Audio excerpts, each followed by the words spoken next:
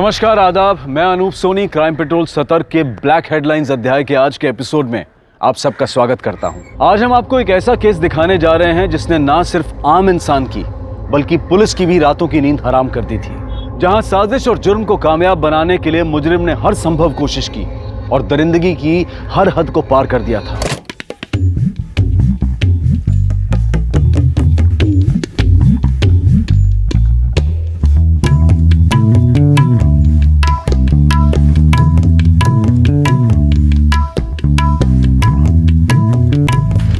पैसा दिए तो कहाँ लगा दिए सारे? अरे मैडम, अपनी उभरती भोजपुरी हीरोइन आ गई। अरे आ गए, अपने भोजपुरी फिल्म के हीरो भी आ गए। नमस्ते सर। आप तो मिले ही है, तो शुरू करते हैं फोटोशूट।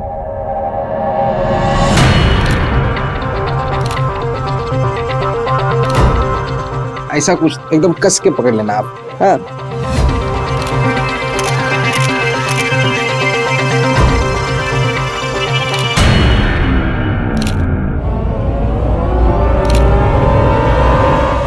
ये सब दूर हटो। तुम यहाँ क्या कर रही हो? तू इतना जवानी फूट रहा है ना, तो जाके किसी और को ढूंढ। हमारे पति से दूर रह, वरना आंखें नोच लेंगी तेरी। अरे तुम्हारे इस बासी पति में ना हमें रत्ती भर भी इंटरेस्ट नहीं है। अमीरों की लाइन लगती है हमारे लिए, ऐसे फकीरों को तो हम देखे भी ना। और हमारी नहीं, अगर तुम्हारे पति की जवानी फूट रही है ना हमको देखकर, फीलिंग आ रही उसे हमें देखकर, तो उसमें हमारी नहीं तुम्हारी प्रॉब्लम है, समझी? और तुम अपनी पत्नी को जरा लगाम में रखो, वरना पिटेगी किसी दिन हमसे। अरे मैडम, अब पड़ गई कलेजे में ठंडक ना। हमको बदनाम करने का कोनो मौका छोड़ना मत तुम। शादी क्या कर लिया, जीना हराम कर दिया तुम हमारा।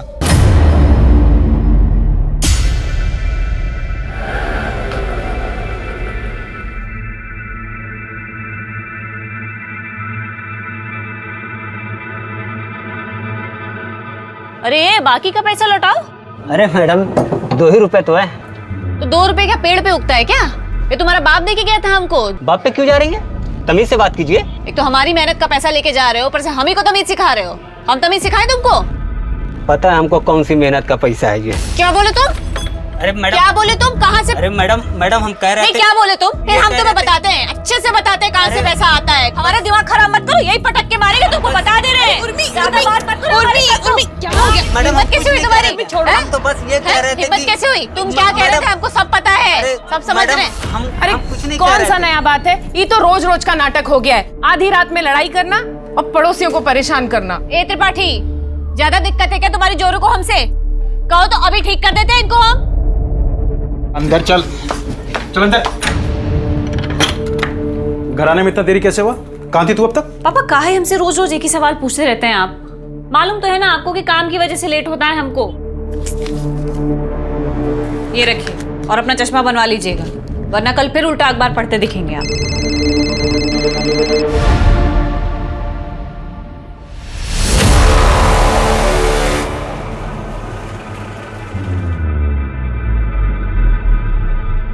कहाँ जा रहे हो? अपनी वो 2 पैसे की हीरोइन उर्मिला, उसके साथ गुलछर्रे उड़ाने जा रहे हो ना? तुम जब तक हमें बताओगे नहीं ना कहाँ जा रहे हो, हम तुम्हें जाने नहीं देंगे। लखनऊ जा रहे हैं। हम भी चलेंगे लखनऊ, भैया से भी मिल लेंगे। बहुत दिन हुआ है ना। नहीं लेके जा सकता, काम से जा रहे हैं और गाड़ी में उतनी जगह भी नहीं है।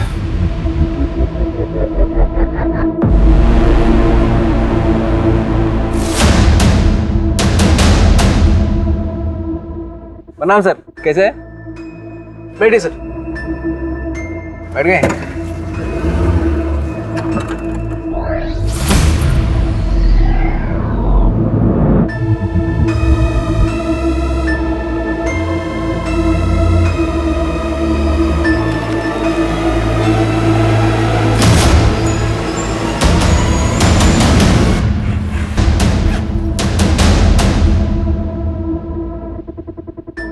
Hello, DJ travels?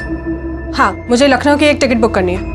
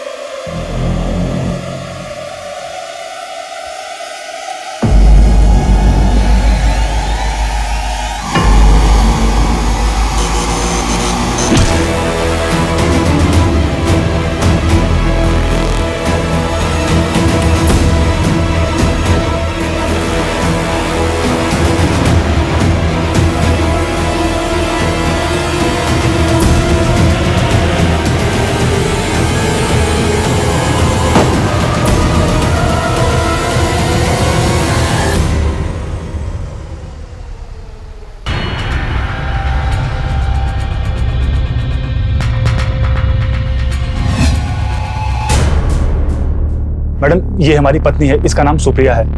हमको इसका मिसिंग कंप्लेंट लिखवाना है। हम इसको हर जगह ढूंढ लिए लेकिन हमको कहीं नहीं मिली ये। कब से गायब है? 2 दिन से।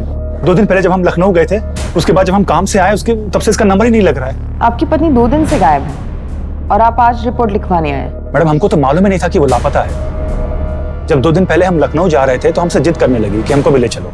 हम भी चलेंगे लखनऊ, भैया से भी मिल लेंगे, बहुत दिन हुआ है ना। अब हम काम से जा रहे थे तो इसलिए नहीं ले गए।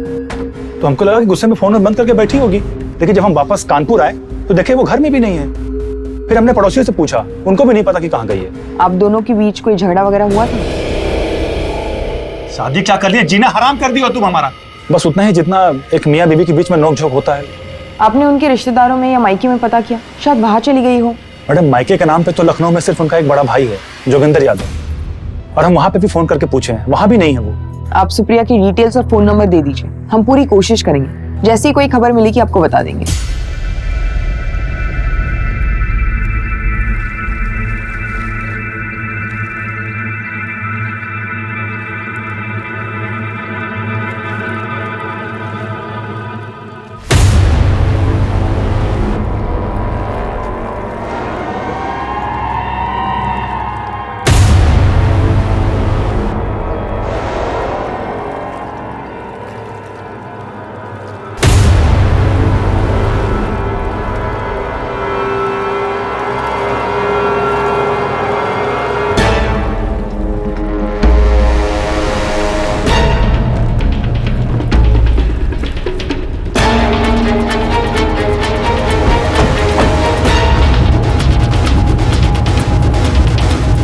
चलो हटो, यहाँ से हटो।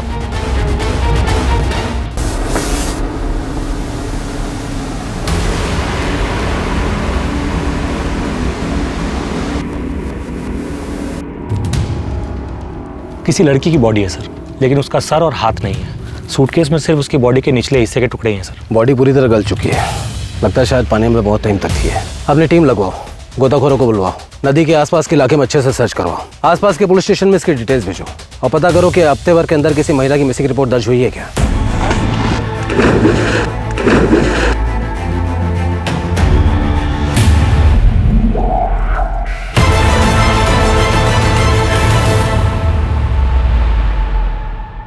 योगी भैया को नमस्कार।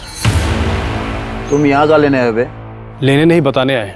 आपकी बहन सुप्रिया कल दिन से गायब है। आपके जीजा रंजन ने उसकी मिसिंग कंप्लेंट कानपुर के थाने में लिखवाई है। क्या बकवास है ये? अरे ऐसे कैसे गायब हो गई? लड़की है कोई चाबी का गुच्छा थोड़ी है जो खो गई है। और ऐसी बात की तो उसके नालायक पति ने हमें बताया ही नहीं। हमारी बहन सुप्रिया को कुछ हुआ तो नहीं है? अभी कुछ बोल नहीं सकते भैया जी, पर परवर गया तेल लेने। हमारी बहन को ढूंढो, अगर उसको कुछ हुआ ना तो जीना हराम कर देंगे साला सबका। सर, सूटकेस पर कोई फिंगरप्रिंट्स नहीं है, शायद पानी में रहने की वजह से धुल चुके हैं। पोस्टमार्टम रिपोर्ट का क्या हुआ? सर, मैंने पता किया था, डिटेल पोस्टमार्टम रिपोर्ट आने में तो टाइम लगेगा, लेकिन अभी के लिए उन्होंने ये कंफर्म किया है कि मरने वाली लड़की की उम्र 23 से 28 के बीच की है।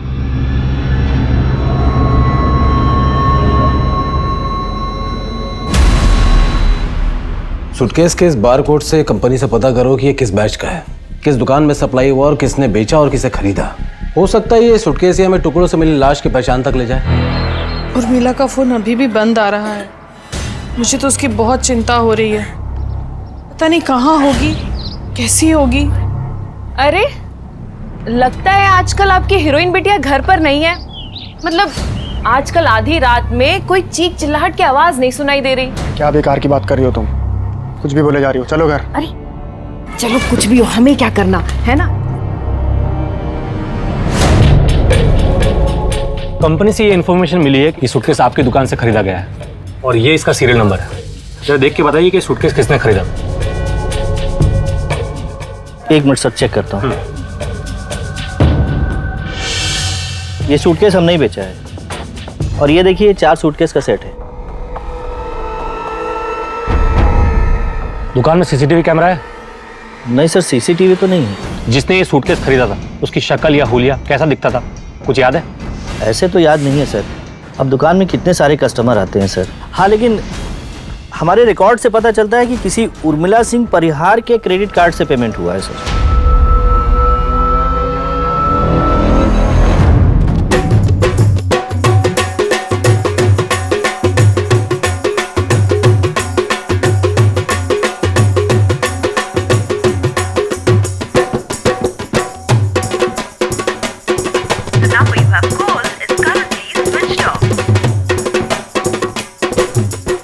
Got it. बहुत अच्छे, सबने बहुत अच्छा नाचा। Thank you sir. अब तुम दोनों इनको जरा बाहर लेके जाओ और इनका नंबर और नाम वगैरह ले लो। डांस तो तुम बहुत अच्छा करती हो। अब थोड़ा अंदर कमरे में ऑडिशन भी ले ले, एक्टिंग का भी देख लेते। जी सर। वाह वाह वाह वाह, क्या बात है, क्या बात है। बड़ी भोजपुरी हीरोइन बनने के सारे गुण है तुम में। सोशल मीडिया पर उर्मिला सिंह परिहार के नाम पर 200 अकाउंट थे। जब हमने सारे के सारे पोस्ट चेक किए तो एक पोस्ट में हमें यह मिला sir.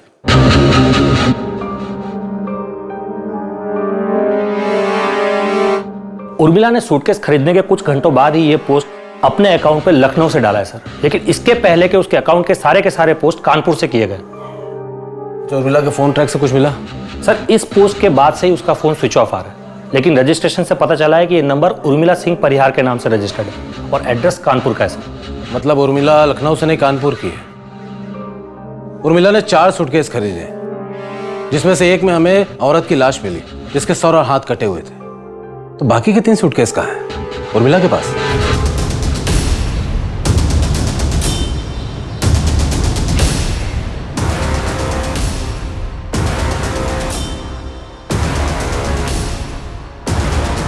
The number you have called is currently switched off.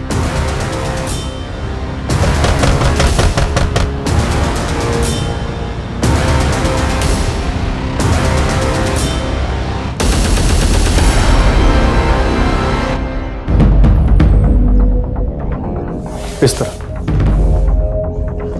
Sir, ये लखनऊ से एक केस की फाइल लेकर आए, आपसे मिलना चाहते हैं।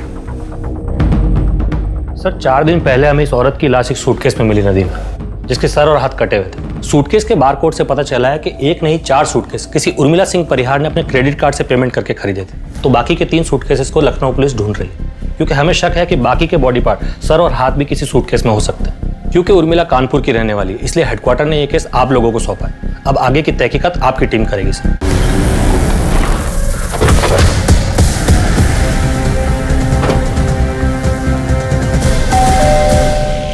जी सर, ये उर्मिला का ही घर है, बेटी है वो हमारी, यही रहती है। क्या हुआ साहब, इतना सब क्यों पूछ रहे हैं आप? उर्मिला अभी कहाँ है? पता नहीं साहब, वो हमें बताती कहाँ है कि कब जा रही है, कब आ रही है और कब लौटेगी। पिछली बार 20 दिन के लिए गायब थी, वापस आई तो बोली कि काम था। लेकिन आप ये सब क्यों पूछ रहे हैं? ऐसा क्या किया उसने? हमेशा क्या एक औरत की हत्या में उर्मिला का हाथ हो सकता है। नहीं सर, वो ऐसा नहीं कर सकती। वो तो किसी का इतना सा भी खून देखती थी तो घबरा जाती थी। या वो वापस है या फिर फोन करे, आप लोग तुरंत हमें इन्फॉर्म करेंगे। पॉसिबल है कि ये लोग हमें इन्फॉर्म ना करें। माँ बाप है ना, अपनी बेटी को बचाने की कोशिश करेंगे बिना ये सोचे हुए कि इस बात से उसी को नुकसान होगा। एक काम करो, एक कांस्टेबल यहाँ तैनात करो सिविल ड्रेस में, 24 घंटा यहीं पर नजर रखो। तुम पगला गए क्या यार? 36 बार फोन किए दिन में हमको। पगला तो जाएंगे ना सर, ये उर्मिला की वजह से हमारी फिल्म अटक गई है। उपचार तो सोचना ही होगा। हम एक नई लड़की देखे, हीरोइन बनने के लिए कुछ भी कर सकती है। कुछ भी मतलब कुछ भी। वही होगी, आते हैं। अरे ऋतु, आओ आओ, तुम्हारी राह देख रहे थे। Good evening sir. ये रंजन सर, आप जानती होंगी। हाँ हाँ, हम तो जानते हैं इनको, हम तो बहुत बड़ी फैन हैं इनके। बाकी 3 सूटकेसेस का कुछ पता चला? नहीं सर। बोले थे हम तुमको, पर तुम हमारी बात मानती कहाँ हो? हीरोइन बनाने चली थी अपनी बिटिया को, बना ली हीरोइन। किसी के सामने मुंह दिखाने लायक नहीं छोड़ा है उसने हमको। थोड़ा तो शर्म कीजिए। अरे ये सब उसने हम लोगों के लिए किया। अरे हम ही खा गए अपनी बिटिया को, और अब आप उसे गाली दे रहे, ये नहीं सोच रहे कि वो कहाँ होगी, किस हाल में होगी। कुछ समझ में आ रहा है तुमको? हत्या के मामले में पुलिस खोज रही है उसको। और एक बात बता देते हैं, अब अगर वो इस घर में आई ना तो सीधा पुलिस को दे देंगे, समझे?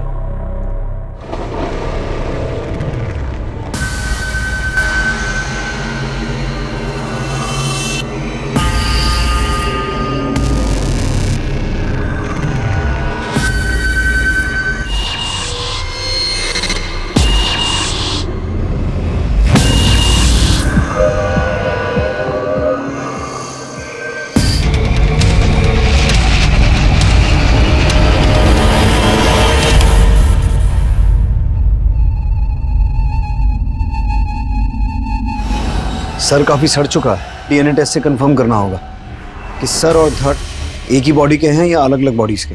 कहीं ऐसा तो नहीं कि सर किसी और का हो और धड़ किसी और का। मर्डर एक नहीं बल्कि 2 हुए हों।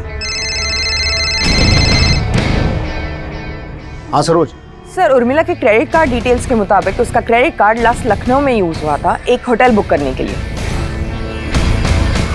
लाश के दोनों हिस्से एक ही औरत के हैं या नहीं, ये जानने के लिए डीएनए की जांच का सहारा लिया जा रहा था।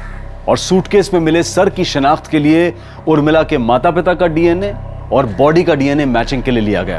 पुलिस के सामने अब सवाल यह था कि क्या लाश का दूसरा हिस्सा सुप्रिया तिवारी का था, और अगर नहीं था तो फिर सुप्रिया कहां थी और क्यों अब तक पुलिस को उसका कोई सुराग नहीं मिला था।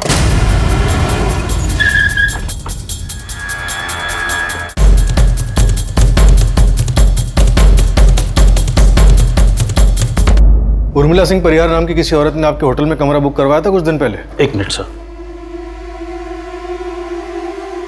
Yes sir. आपके होटल में सीसीटीवी कैमरा नहीं है? जी है सर, पर अभी थोड़ा खराब है। उर्मिला अकेली आई थी या उसके साथ कोई था? सर अकेली थी। Welcome ma'am. Name please. और थोड़ी देर बाद उनका एक असिस्टेंट आया कुछ पार्सल लेकर। Welcome sir. Thank you. हम उर्मिला सिंह परिहार के असिस्टेंट हैं। और उसके कुछ देर बाद उर्मिला जी भी आई। उन्होंने कहा कि हमारा असिस्टेंट ऊपर है, वो सारे सूटकेस नीचे रख जाएगा और एक आदमी आएगा, वो सारे सूटकेस आप उसे दे दीजिएगा। और उसके बाद वो जो गई वो वापस ही नहीं आई। कितने सूटकेस थे? सर उस दिन मैं थोड़ा बिजी था तो ठीक से देखा नहीं, तो बता नहीं सकता। उनका जो असिस्टेंट आया था उनके लिए पार्सल लेकर, उसका नाम पता नोट किया था? नहीं सर। और उसके बाद जो आदमी सूटकेस लेने आया था उसका नाम पता लिया या उसे भी ऐसे ही जाने दिया? नहीं सर, उसकी डिटेल्स है।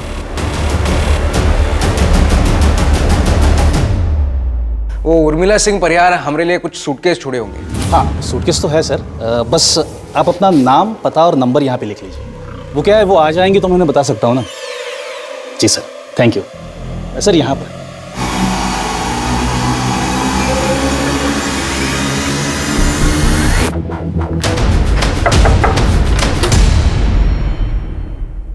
धर्मेश। हाँ अंदर आ जाए।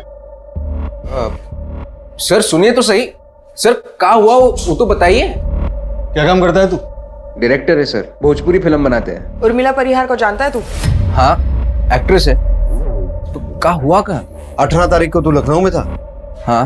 होटल शालीमार से तूने उर्मिला के सूटकेस उठाए थे? हाँ। कितने सूटकेस थे? 2 ही होंगे। होंगे मतलब? तूने सूटकेस उठाए और तुझे नहीं पता कितने थे? सर दिन भर के थके हुए थे, थोड़ी लगा ली थी तो ठीक से याद नहीं है। और वो तो हमारे फिल्म के प्रोड्यूसर पांडे जी बोले, उसने गए थे हम सूटकेस उठाने। फिर वो होटल से सूटकेस उठाकर हम सीधे कानपुर आ गए। तब से हम पांडे जी को फोन कर रहे हैं, उनका फोन ही नहीं लग रहा। और तब से ये देखो, ये सूटकेस यहीं पर पड़े हुए हैं।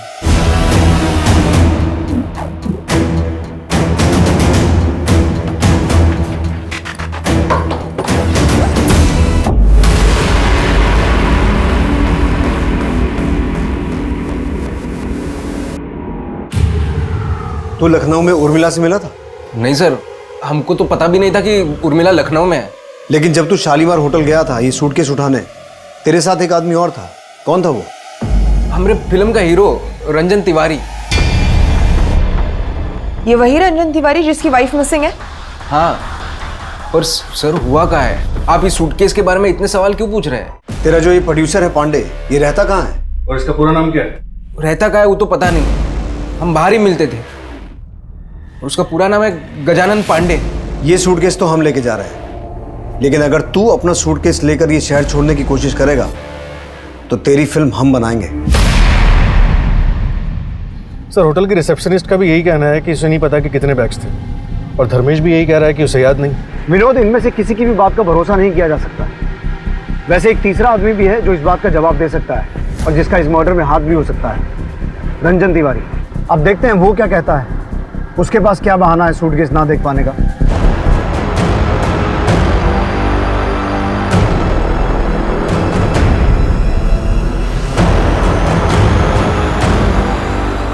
अब डीएनए रिपोर्ट के मुताबिक उन दोनों सूटकेसेस में मिले लाश के टुकड़े एक ही औरत के हैं। इसका मतलब है वो लाश उर्मिला की ही थी। विनोद, उस प्रोड्यूसर पांडे का कुछ पता चला?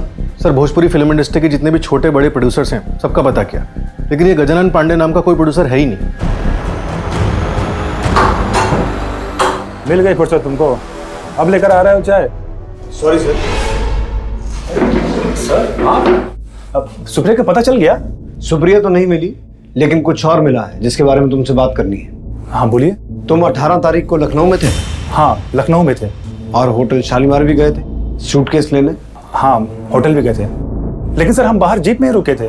वो धर्मेश गया था अंदर सूटकेस लेने के लिए।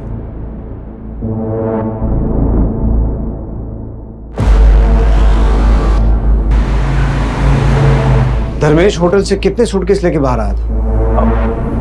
वो तो हम देखे नहीं सर, वो लाया पीछे रख दिया, हम आगे बैठे हुए थे।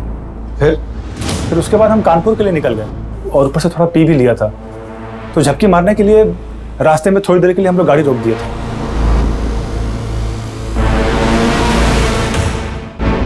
तो तुम्हें नहीं पता कि कितने सूटकेस थे? नहीं सर, बताए तो वो धर्मेश लेकर के आया था। लेकिन सर आप सूटकेस के बारे में इतना क्यों पूछ रहे हैं? क्योंकि उन 4 सूटकेसेस में से एक में उर्मिला का सर और हाथ मिले हैं और दूसरे में किसी औरत का धड़, और बाकी के 2 सूटकेस धर्मेश के घर से बरामद हुए हैं। सर ये धर्मेश नहीं कुछ गड़बड़ किया होगा। सर एक नंबर का लीचड़ आदमी, सर विश्वास करने के लायक नहीं है वो। पता नहीं पांडे को उसने क्या घुट्टी पढ़ाई की, वो उसको डायरेक्टर बना दिया। सर कुछ आता जाता नहीं है उसको, कुछ भी करके वो फिल्म बनाना चाहता है। उर्मिला को लेके बहुत उछल रहा था, बोलता है हमारी खोज है। ये है रंजन तिवारी, जानती होगी, स्टार है। साथ में काम करेंगे तो बहुत सीखने मिलेगा। आप घबराइए मत, हम सिखा देंगे सब इनको। क्या सिखा देंगे? एक्टिंग हम सिखा देंगे आपको। सर कुछ तो बात थी उसमें, एक फिल्म नहीं की थी लेकिन एटीट्यूड ऐसे फेंकती थी कि पूछो ही मत। इतने दिनों से तुम्हारी बीवी गायब है और तुम यहाँ नाच गाने में बिजी हो। सर प्लीज बुरा मत मानिएगा, लेकिन उसको ढूंढना आपका काम है।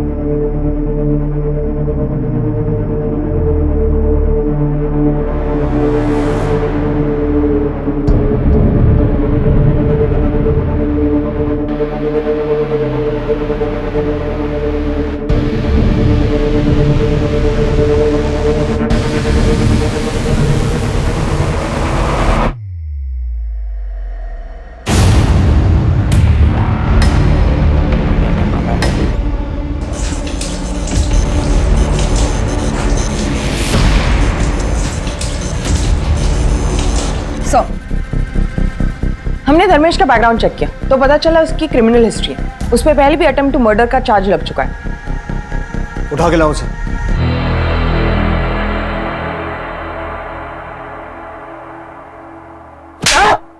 बड़ा शरीफ बन रहा था ना तू? हाँ, तेरी सारी हिस्ट्री ज्योग्राफी पता है हमें। रंजन ने सब उगल दिया है धर्मेश। झपकी मारने के बहाने तूने गाड़ी रास्ते में रोकी और 4 में से 2 सूटकेस जिनमें लाश थी वो नदी में फेंक दी। सर हमने ऐसा कुछ नहीं किया है सर। हम क्यों मरवाएंगे उर्मिला को? वो हमारी फिल्म की हीरोइन थी, हमारी फिल्म हिट करवाने वाली थी, भविष्य बनाने वाली थी हमारा। सर हम तो बोलते हैं रंजन ने मारा है उर्मिला को। उर्मिला ने सबके सामने उसकी बहुत बेइज्जती की थी। रंजन और उसकी बीवी सुप्रिया का बहुत जोर का झगड़ा हुआ था उर्मिला के साथ। इतना जवानी फूट रहा है ना तो जाके किसी और को ढूंढ। तुम्हारे इस बासी पति में ना हमें रत्ती भर भी इंटरेस्ट नहीं है। सर रंजन का एक साला है लखनऊ में, बाहुबली टाइप गुंडा आदमी है, जोगी नाम है उसका। हमको लगता है ये जोगी के साथ मिलकर रंजन ने उर्मिला को मरवाया। हम जब लखनऊ में थे तब जोगी के घर पे भी गया था रंजन उसे मिलने के लिए। जोगी के बारे में हम पता लगा लेंगे। तो ये बता पांडे कौन है, कहाँ मिलेगा? क्योंकि अभी तक उसके बारे में कोई सुराग नहीं मिला। ये पांडे नाम का कोई आदमी है भी या झूठ बोल रहा है? अरे सर बिल्कुल है, उन्होंने तो हमारे फिल्म में पैसा लगाया। कैसे दिए थे पैसे? कैश में दिया था सर।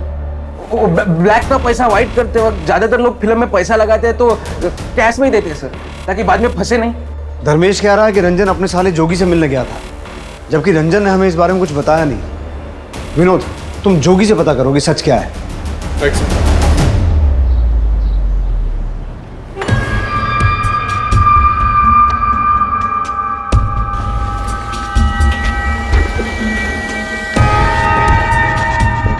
प्रणाम सर, कहिए। कैसे याद किया हूँ? आपसे कुछ जरूरी सवाल पूछने थे, अंदर चल के बात करें? अरे अंदर जाने की क्या जरूरत है, जो पूछना है यही पूछिए। 19 तारीख को रंजन तिवारी आपसे मिलने आया था? हाँ आया था। क्यों, क्या काम था? जीजा है हमारा, काम पड़ने का क्या जरूरत है।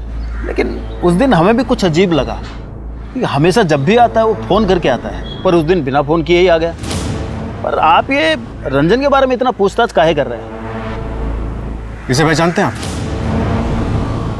ये शक्ल तो पहली दफा देख रहे हैं, देखे होते तो पहचान लेते। एक बात बताइए, आप इस लड़की के बारे में पूछ रहे हैं, रंजन के बारे में इतना सवाल पूछ रहे हैं। रंजन की बीवी यानी हमारी बहन सुप्रिया, उसके बारे में कुछ खोजबीन की है कि नहीं की है आपने? हम कोशिश कर रहे हैं। वैसे सुप्रिया के फोन रिकॉर्ड्स में पता चला है कि उसका लास्ट लोकेशन लखनऊ था। तो क्या रंजन की तरह वो भी आपसे मिलने आई थी? नहीं तो अरे आती तो बताते नहीं का आपको। देखिए सर, आप बेफजूल का दौड़ भाग कर रहे हैं, उल्टा हम ही पे सवाल दाग रहे हैं आप। रंजन से एक भी बार पूछे आप? हम साला रोज पुलिस स्टेशन अपनी बहन के बारे में पूछते हैं फोन करके, वो एक भी बार अपनी बीवी के बारे में पूछा आपसे? बहुत काम है हमें, चलो। नजर रखो इस पर।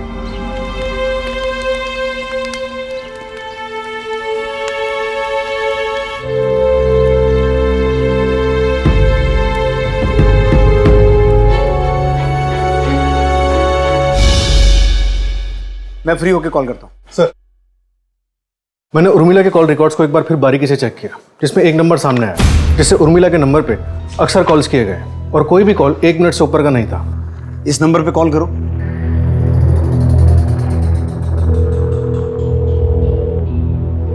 कोई फोन नहीं उठा रहा सर। पता करो किसके नाम पर रजिस्टर्ड है। Right sir.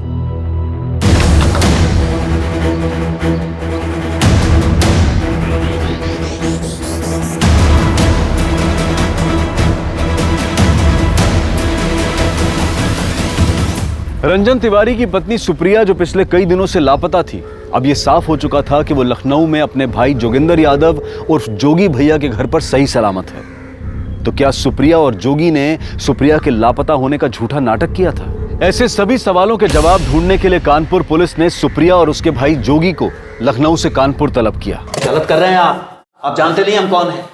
बेवजह अपना और हमारा समय बर्बाद कर रहे हैं आप। जानते हैं, बहुत अच्छी तरह से जानते हैं। अब हम तुम्हें बताएंगे कि हम कौन हैं और हम क्या कर सकते हैं। सर हम सच बोल रहे हैं, हम कुछ नहीं किया उर्मिला के साथ में। हम उर्मिला की नहीं, तेरी बीवी सुप्रिया की बात कर रहे हैं। सुप्रिया? सुप्रिया मिल गई? मैं बंद करिए अपनी घटिया एक्टिंग, इतना अच्छा एक्टर नहीं है तू। सरोज, सुप्रिया, सुप्रिया कहां थे तुम? तुझे नहीं पता था ये कहां थी? सर हमको सच में नहीं पता ये कहां थी। कहां थी तुम? तुम्हारे साले जोगी के यहाँ। अरे तो कम से कम बता तो देती कि तुम लखनऊ जा रही हो। लखनऊ तो हम तुम्हारे साथ ही जाना चाहते थे, तुम ही बोले गाड़ी में लगा। बंद करो या मियां बीवी की नोकझोंक, घर जाके करना ये सब। पहले ये बताओ कि मिसिंग कंप्लेंट का नाटक क्यों किया था तुम लोगों ने? नाटक नहीं है, हम हमारी बहन को जान से ज्यादा चाहते हैं। वो जो बोलती है हम करते हैं। उसने कहा कि रंजन के साथ उसका झगड़ा हुआ, हम उसे सबक सिखाना चाहते हैं। झूठी कंप्लेंट लिखवाना, पुलिस से झूठ बोलना, ये ठीक है? सर भैया हमारी खातिर झूठ बोले थे, ये हम पे बहुत जाती करते थे। सोचे ऐसे अचानक गायब हो जाएंगे तो अच्छा सबक मिलेगा और पुलिस परेशान करेगी 100 लाख। तमीज में, पुलिस स्टेशन है ये। तुम लोगों के इस नाटक का कोई फायदा नहीं है, क्योंकि हमें अच्छे से मालूम है कि तुम दोनों ने और जोगी ने मिलकर उर्मिला का मर्डर किया, उसकी बॉडी को ठिकाने लगाया। आप कुछ भी बोलेंगे और हम मान लेंगे। हमने और हमारी बहन सुप्रिया ने किसी का मर्डर नहीं किया है, समझे आप? देखिए ये रंजन बहुत छिछला आदमी है, आपको तो शक है ना उस पर? अरे हम कह रहे मर्डर उसी ने किया है। सर हमारा यकीन करिए, हमने उर्मिला को नहीं मारा है। अरे हम क्यों मारेंगे उसको? अपने हाथ से अपना भविष्य खराब कर लेंगे क्या? सर, उर्मिला के कॉल रिकॉर्ड से हमें जो नंबर मिला था जिस पे हमने कॉल किया था और कोई फोन नहीं उठा रहा था, उसकी डिटेल्स आ गई। ये देखिए, पता करो इसके पास इन कॉल्स का क्या जवाब है।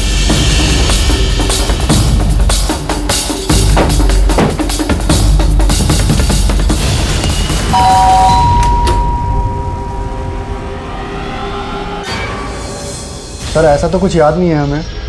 उर्मिला हमारी पड़ोसी थी तो कभी कभार फ़ोन किए होंगे। इस कभी कभार बात होने वाली पड़ोसी को तो रात में 1 बजे फ़ोन करेगा? सच सच बोल दे, ये तो बहुत बुरा फंसेगा तू। सर उर्मिला और हम एक दूसरे से प्यार करते थे। उर्मिला तुमको समझना होगा, हमारे बाबा कभी नहीं मानेंगे। हम भी तुमको चाहते हैं, सारी जिंदगी तुम्हारे साथ बिताना चाहते हैं हम, पर तुम्हारा दोनों सपना एक साथ पूरा नहीं हो सकता। या तो तुम हीरोइन बनो या हमसे शादी करो, बोलो। सर वो हीरोइन बनने के सपने को चुनी और हमारे बाबा ने हमारी शादी सुमन से करवा दी। हम दोनों एक दूसरे को आज भी चाहते थे। सर हम चुप चुप के उर्मिला के घर पे भी मिलते थे। उर्मिला के घर पे? लेकिन वो तो अपने माँ बाप के साथ रहती थी ना। हाँ सर, पर वो किराए पे एक घर भी ली थी, यहीं पास में है सर। सर रमाकांत ने उर्मिला के एक और घर का पता बताया, हम लोग वहीं जा रहे हैं। मैं आपको एड्रेस सेंड कर रहा हूँ, आप डायरेक्टली वहीं पे पहुँच जाइए।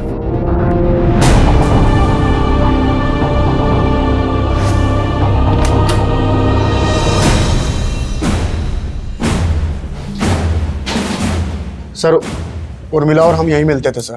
इस घर का मालिक कौन? सर वो सब उर्मिला को पता था, हम कभी पूछे नहीं उनसे। सरोज आसपास पूछताछ करो, इस घर का मालिक कौन है?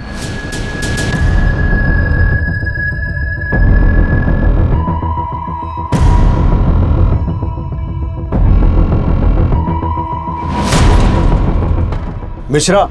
Yes sir. फॉरेंसिक टीम को बुलाओ। यहां बहुत कुछ हुआ है। हमारा वास्ता सिर्फ मुजरिम नहीं, बहुत शातिर मुजरिम से पड़ा है।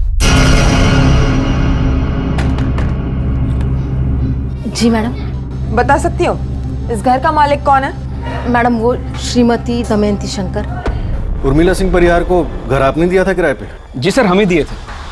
वो घर हमारी बीवी के नाम पर है, लेकिन हम लोग वहाँ रहते नहीं हैं। अब उर्मिला वहाँ रहती थी या नहीं ये हमें नहीं पता, बस उसका किराया टाइम से आ जाता था, इसलिए हमने कभी कोई दखलंदाजी नहीं की।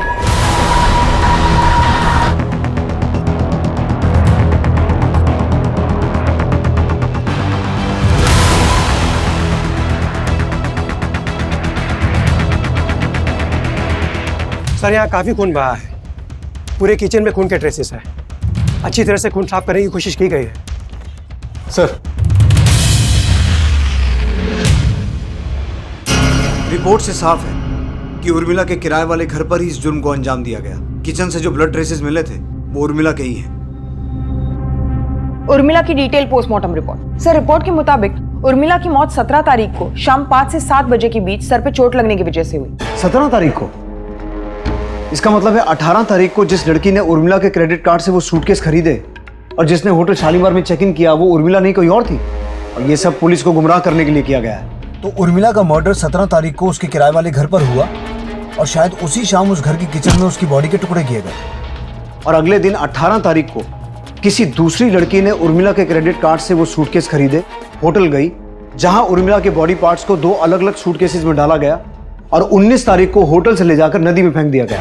लेकिन सर उर्मिला की टुकड़े की हुई बॉडी होटल कैसे पहुंची? शायद उर्मिला का वो असिस्टेंट जो शॉपिंग बैग्स लेकर आया था, शायद उन शॉपिंग बैग्स में उर्मिला की डेड बॉडी थी जिसे बाद में सूटकेसेस में डाला गया। रंजन और धर्मेश हो सकता है इस बात से अनजान हो, या पॉसिबल है वो दोनों ही उर्मिला की डेड बॉडी कानपुर से लखनऊ लेके गए और बाद में सूटकेस में डालकर नदी में फेंक दिया। हमें इन सभी सवालों के जवाब ढूंढने होंगे कि वो लड़की कौन थी जिसने उर्मिला के क्रेडिट कार्ड से वो सूटकेस खरीदे, बाद में होटल गई, और वो आदमी कौन था जो शॉपिंग बैग्स लेकर आया और जिसने बाद में सूटकेस रिसेप्शन पे ड्रॉप किए। सरोज तुम उर्मिला के उस किराए वाले घर से पता करो, वहां उससे मिलने कौन कौन आता था। सब। विनोद हमें धर्मेश और रंजन से एक बार दोबारा पूछताछ करनी होगी, क्योंकि अभी तक इस केस में सिर्फ एक ही बात साफ है कि बॉडी के टुकड़े सूटकेस में मिले और वो सूटकेस होटल से धर्मेश और रंजन लेकर गए थे।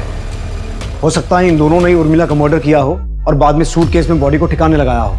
उर्मिला सिंह परिहार की हत्या के मामले में पुलिस के पास संदिग्धों की एक लंबी लिस्ट थी। फिर उर्मिला के कत्ल का दृश्य सामने आने के बाद पुलिस पूरी कोशिश के साथ संदिग्धों की तलाश में जुट गई, जो भी उर्मिला की हत्या से संबंधित था। क्या बता सकती हो उर्मिला के घर पे उसके अलावा और कौन आता जाता था?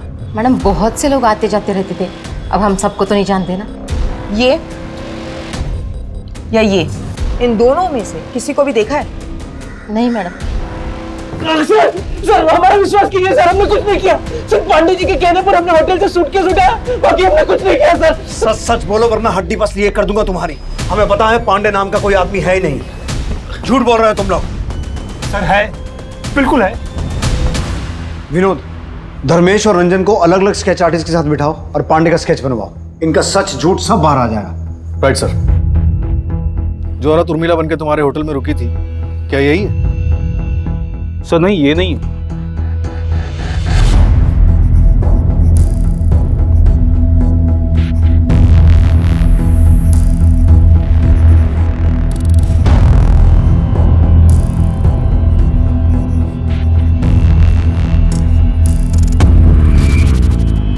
हाँ मैडम, इन्हें देखे हैं, ये आते जाते रहते थे यहाँ पे। इसके अलावा और कोई आता था? 2 बुजुर्ग आदमी हमेशा आते थे और उनमें से एक तो अभी कुछ दिन पहले ही आके गए थे। शक्ल याद है उनकी? हुलिया बता सकती हो?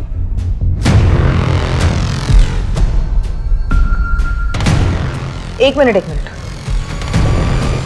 क्या ये वो आदमी है? हाँ मैडम, ये वही है।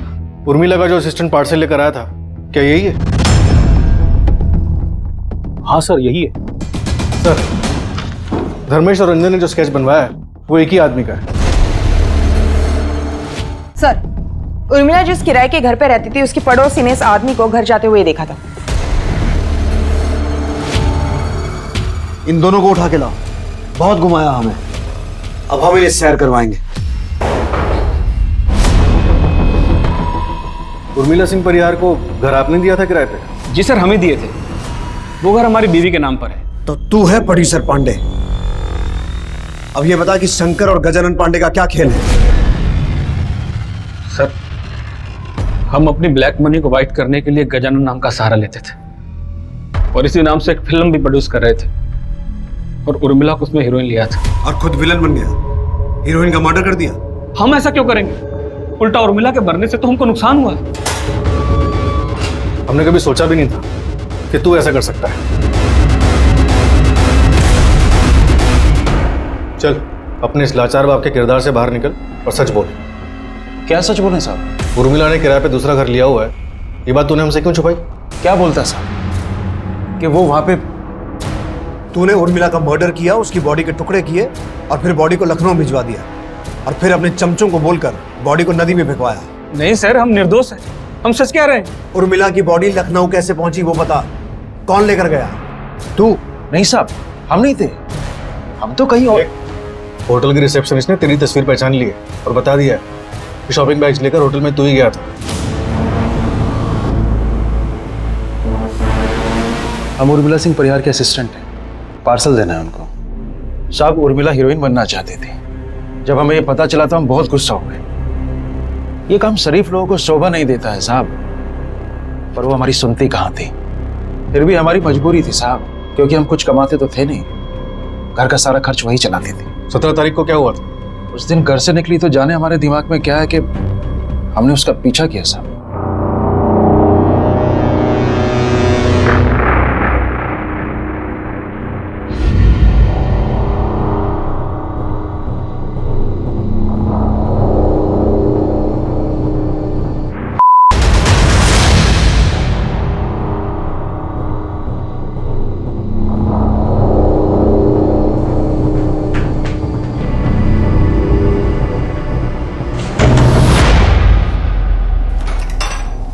पापा पापा मेरी बात तो सुनिए। ये तुम्हारा हीरोइन का काम है? इस धंधे को तुम काम करती हो? हैं? यही शिकायत है तुम्हें कि अपने बाप की उम्र जैसे आदमी के साथ मुंह काला करती फिरे? लेता हूँ। क्या सुनते हैं वाला? अरे गूंगे इधर देख। क्या? बोल बोल। उर्मिला, ये साला क्या किया तू? ये साला मर गई है। हम पुलिस को सब बता देंगे। क्या? एक साला भांग खाए तुम? खुद तो मरोगे, हमको भी मरवाओगे। तुमको जितना पैसा चाहिए हम तुमको देंगे, खाली अपना जुबान बंद रखना बस। और फिर पांडे ने उर्मिला के शरीर के टुकड़े टुकड़े कर दिए साहब।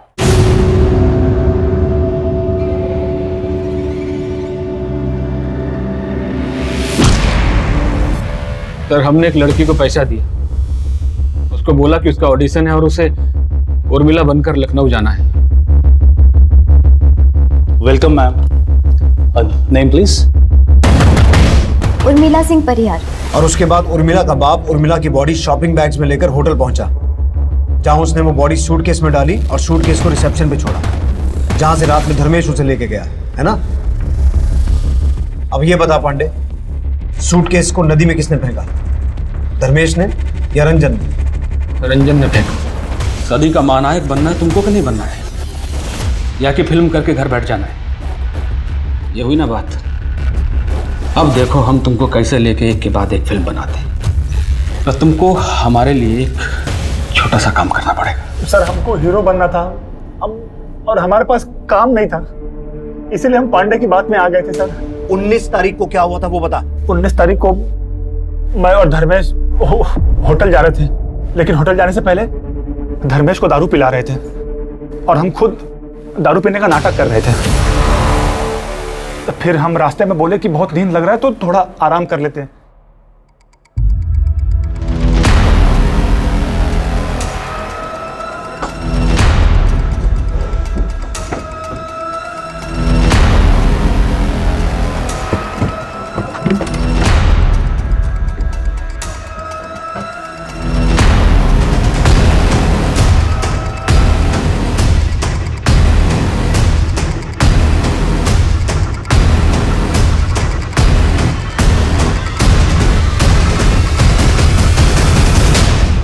और तूने झूठ क्यों बोला कि तुझे याद नहीं था कि कितने सूटकेस थे?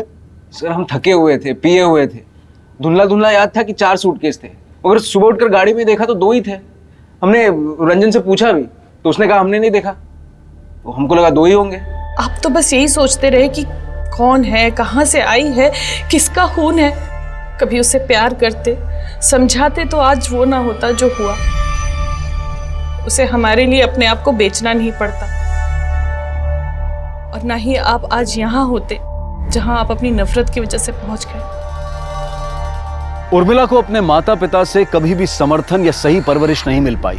मिला तो सिर्फ धुतकार जो उसके पिता की हर नजर में देखा जा सकता था। शायद इसी वजह से उर्मिला ने वही तरीका, वही रास्ता इख्तियार किया जो उसे सही लगा, जिसमें उसके अपने सपने और घर की जिम्मेदारी को साथ लेकर चलना भी एक पहलू था। मनोज परिहार और गजानन पांडे पर आईपीसी की धारा 302 और 201 के तहत मुकदमा दर्ज किया गया है।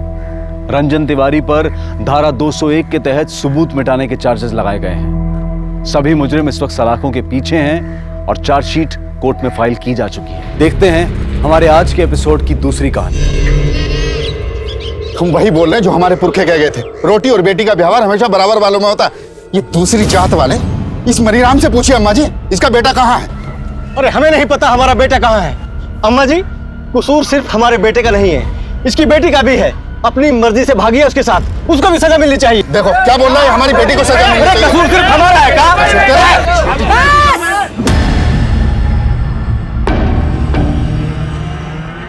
तू मैं मर मिटे पूछ पूछ के जात। राम रहीम हैरान है, नाजुक है हालात। ये भी तो कह गए थे हमारे पूर्वज। अब आप लोग बताइए हमको कि क्या अपनाना है, अच्छाई या बुराई? पर अम्मा जी देखो नरेंद्र, मनीराम का लड़का सीएमओ के पद पर है। इस पद का लड़का ढूंढ पाते अपनी बिटिया के लिए? अम्मा जी, हम अपनी बेटी की शादी अपनी जात में ही करेंगे। बस हम फैसला कर लिए हैं। तुम दोनों के बेटा बेटी बालिग हैं, अब पता किए हैं हम, वो दोनों शादी भी कर चुके हैं। तो अब ना जात बीच में आएगी और ना ही किसी की जिद। अम्मा जी गए, अम्मा जी गए, अम्मा जी गए।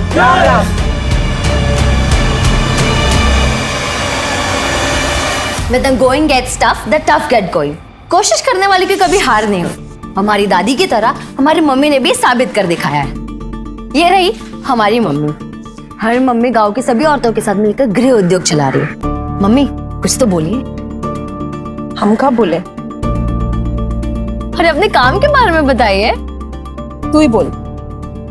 देखिए, कामयाब इंसान तो वही होता है जो बोलने में नहीं करने में विश्वास रखता। विवेक, तो ये है मेरा कजिन विवेक। विवेक हाय बोले मेरे दोस्तों। नहीं मेघना दीदी, मुझे सब नहीं करना। अरे तो ये है मेरे दद्दू। इनके आयुर्वेदिक नुस्खे बहुत मशहूर है, वर्ल्ड फेमस, और इनका तकिया कला माइंड ब्लोइंग। ओके गाइस, तो अब हमारे दादी, चाचा और पापा आ गए, लेकिन इन सब से मैं आपको फिर कभी मिलाऊंगी। वो विधायक है तो हम भी तो सरपंच है गांव के, मनमानी नहीं सहेंगे उसकी। तो पावर में समझौता कर लीजिए आप उससे। समझौता? हमने कभी अपने उसूलों से समझौता नहीं किया है। फोन लगा उसके पीए को, बोलो अम्मा जी मिलना चाहती हैं।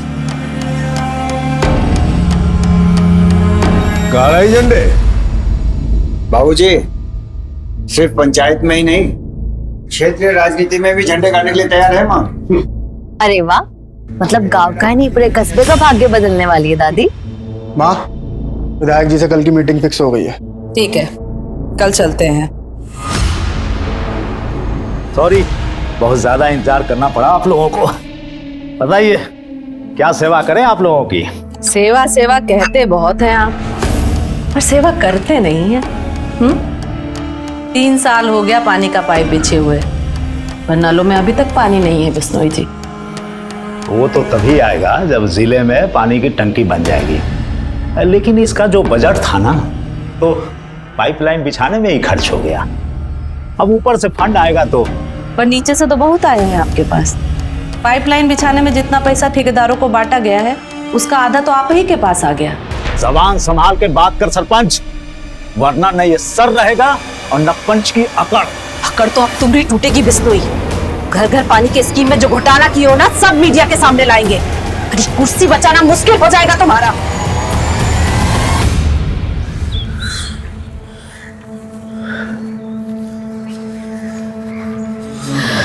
संज्ञान, हम यहाँ तुम्हारा 1 घंटे इंतजार कर रहे हो और तुम अब जाके आ रहे हो। मेघा सॉरी यार, पापा को आने में देर हो गई थी। अब उनसे मिले बिना तो हॉस्टल नहीं जा सकता था ना। अब 15 मिनट में तुम्हारी बस आ जाएगी। बस सर 15 मिनट बिताने के लिए इतना वेट किया हम। सच हम तुम्हें ड्रॉप करने ही नहीं आते। तुम चाहो तो अभी भी मेरे साथ भाग सकती हो।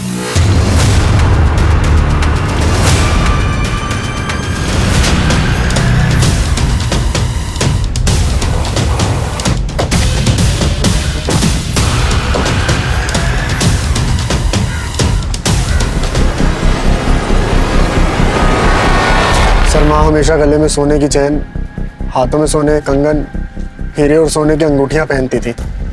लेकिन ये जगह आपके घर से काफी दूर है।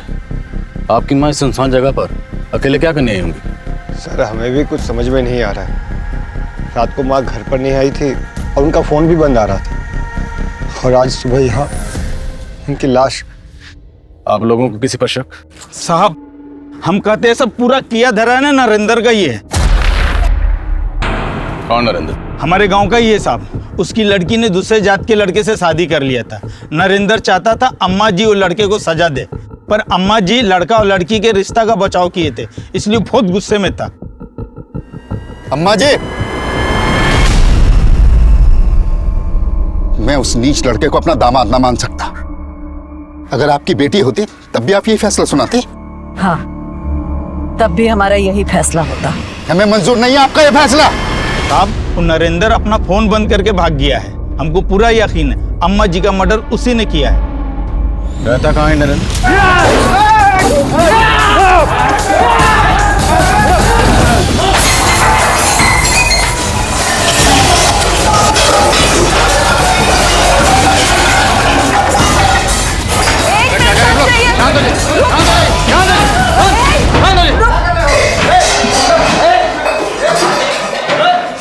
क्यों तोड़फोड़ कर रहे हैं आप लोग?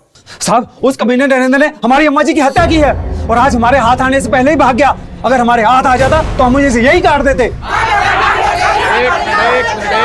एक मिनट, जब वो घर पे है ही नहीं तो तोड़फोड़ करके क्या फायदा होगा? तो सर, लाई ना उसे हमारे सामने, हम उसे जिंदा नहीं छोड़ेंगे।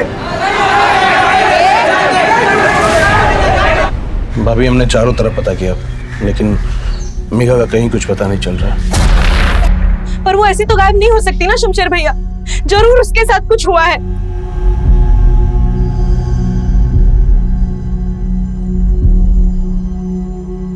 आप कुछ करते क्यों नहीं है?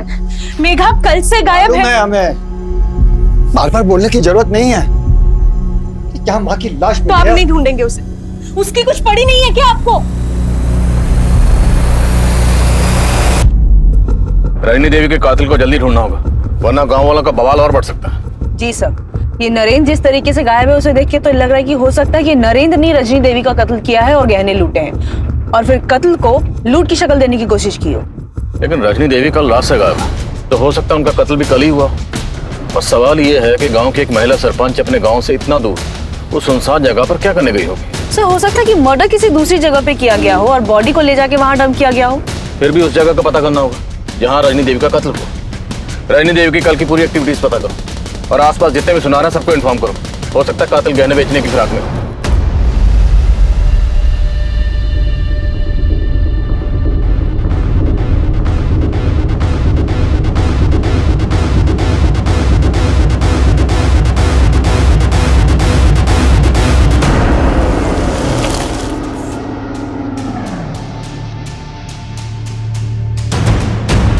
शहर क्या गई यार, इतना बड़ा कांड हो गया, इतनी बड़ी बात हो गई, तुमने हमें बताना जरूरी नहीं समझा, खबर तक नहीं दी हमें। और तू हरामखोर, तू कहा था बेकाम हुआ। वो बाजी अम्मा जी ने हमें दोपहर में ही काम के लिए तहसील भेज दिया था। अरे तू तहसील में था तो कौन सी कचहरी लगाने गई थी? तू बता दी क्या, तुझे उसके बारे में सब पता रहता ना, अब बोलेगा अभी।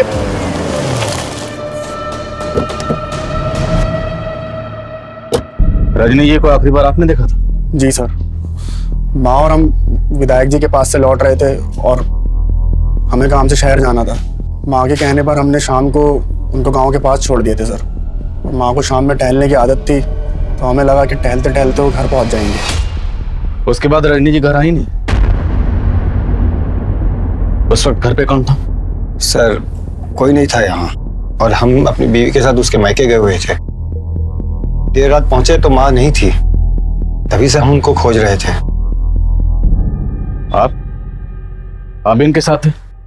अब हम तो 2 दिन से शहर में थे, योगा शिविर में। खबर मिलते ही फौरन लौट आए। पता नहीं सब कैसे हो गया। तो आदित्य ने रजनी देवी को गांव के बाहर ड्रॉप किया था। हो सकता है किलर ने वहां उन्हें अकेले देख उनको टारगेट किया। लेकिन ये बात उनके बेटे ने मैं पहले नहीं बताई।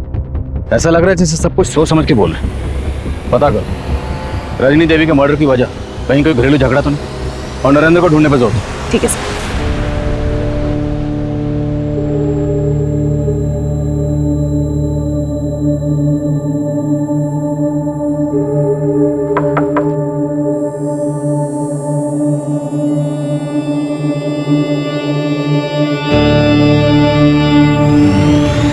रजनी ने नरेंद्र की बेटी के गैर जातीय विवाह को जायज ठहराया था और सरपंच बनने के बाद से लगातार रजनी ऐसे फैसले कर रही थी जिसने उस पूरे क्षेत्र में उसकी गरिमा बढ़ा दी थी। पर उससे प्यार करने वालों से ज्यादा उससे नफरत करने वाले थे।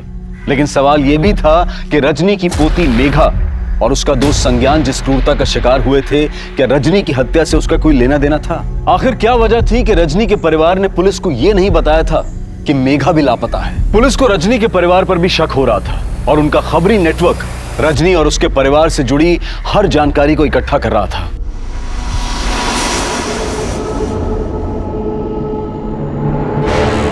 हम पे भरोसा रखो विनीता, हम भी मेघा के लिए परेशान हैं। पुलिस को इस मामले से दूर रखना पड़ेगा, इसी में मेघा की भलाई है।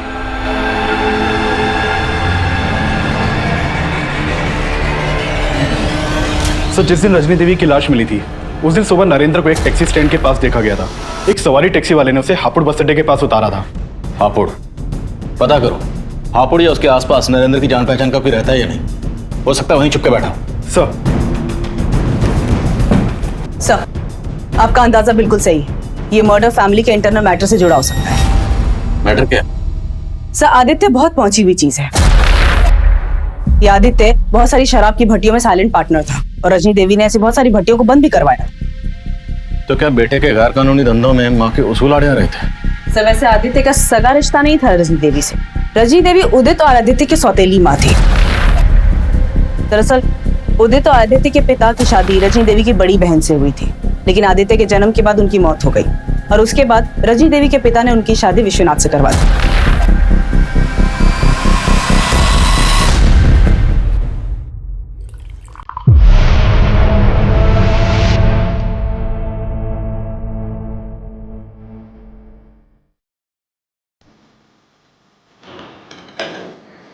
रुक जा।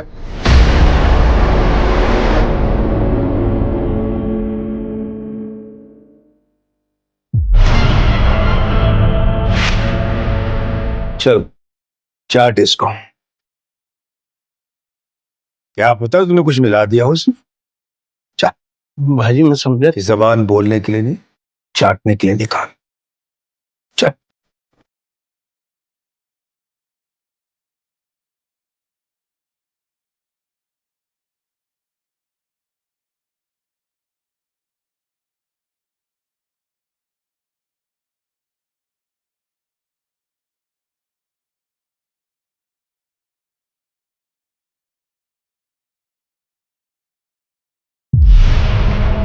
शाबाश। अरे वफादारी का नाटक बड़ा अच्छा कर लेता है तू। है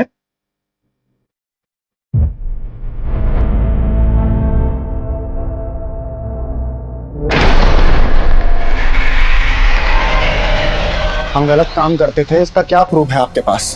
प्रूफ मिटाने में तुम माहिर हो तुम, पर वैसे भी तुम्हें अपनी माँ से कोई खास हमदर्दी तो थी नहीं। उनकी मौत के बाद हमारे भी आंसू आए थे, पर यह सच है कि उनके उसूल खलते थे हमको, और हमको ही क्या, बहुत से लोग ऐसे हैं जिनको वो खलती थी।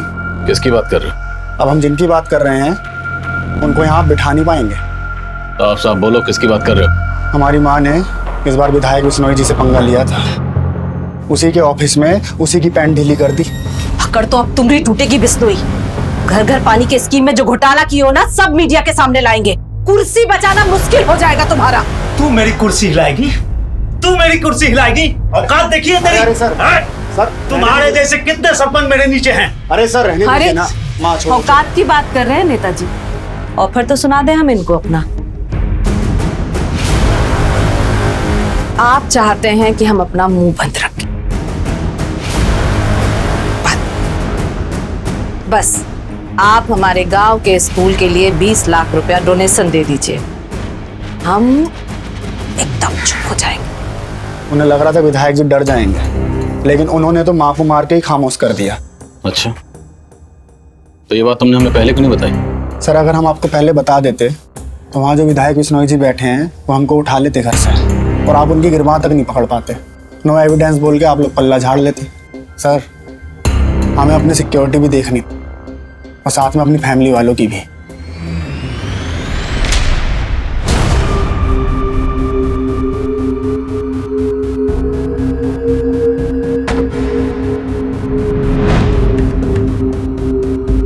The number you have called is currently switched off. Please dial after some time.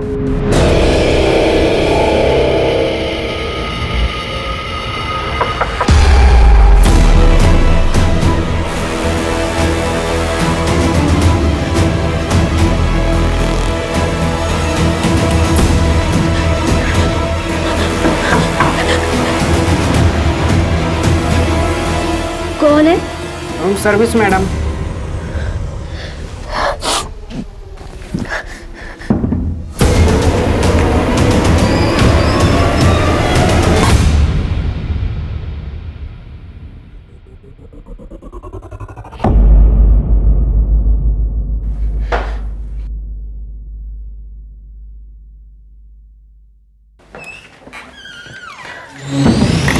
Aditya Netaji का नाम लेकर घुमा रहा है हमें। पर इतना कंफर्म है कि रजनी देवी नेताजी से मिलने गई थी।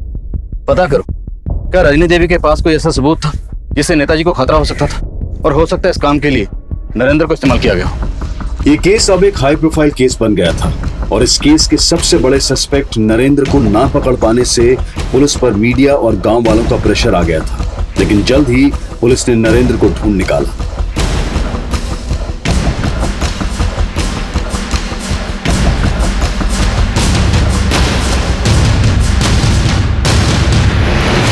मैडम हम मानते हैं, हम अम्मा जी के फैसले से गुस्सा थे, लेकिन हमने कुछ नहीं किया। अच्छा, कुछ नहीं किया तो फिर हमें देख के भागा क्यों? मैडम भागते नहीं तो गांव वाले हमें जिंदा नहीं छोड़ते। और अब हम तुझे नहीं छोड़ने वाले। बता, रजनी देवी के गहने का छुपाए तूने? मैडम हमने कुछ नहीं किया। शर्मा, कूट इसको।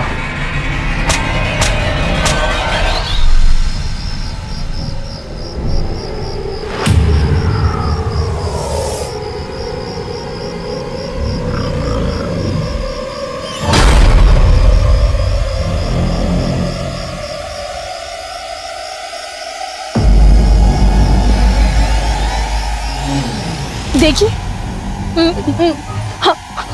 कहते थे ना कि उनका किसी से चक्कर है। चलिए अंदर घुसिए। दरवाजा खोलिए, दरवाजा खोलिए। क्या हुआ भाई साहब? कहाँ हुआ सीमा? ये बोल रही है स्वीटी के साथ चक्कर चल रहा है आपका। मेरे बीवी हमारे बता रहे हैं आप। भाई साहब, इसमें इनका दोस्त नहीं है। हम आपको बता रहे हैं ना, ये हमारी बीवी हम पे शक इतना ज्यादा करती है। तुम झूठ मत बोलो। अरे हम ये भाई साहब से मिलने आए रहे और इनको देखने के बाद में भी तुम ये फालतू का तमाशा कर रही हो।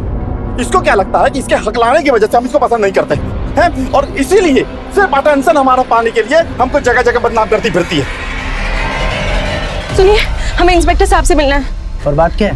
हमारी बेटी लापता है। क्या? जिस दिन आपकी सास रजनी देवी का कत्ल हुआ उस दिन से आपकी बेटी मेघा भी गायब है। तो ये बात आपने हमें पहले क्यों नहीं बताई? हम बताना चाहते थे पर हमारे पति ने हमें रोक लिया। क्यों? क्योंकि उन्हें लगता था कहीं आप मेघा पर शक ना करो। और मेघा गायब क्यों है? उसकी क्या वजह? सर, वो एक लड़के को पसंद करती थी। कौन लड़का? संज्ञान। संज्ञान, हम यहाँ तुम्हारा 1 घंटे अंदर इंतजार कर रहे हो, तुम अब जाके आ रहे हो। मेघा सॉरी यार, पापा को आने में देर हो गई थी। सर, जिस दिन मेघा गायब हुई उस दिन हमें लगा कि संज्ञान उसे लेके भाग गया है, क्योंकि उस दिन से वो भी गायब है।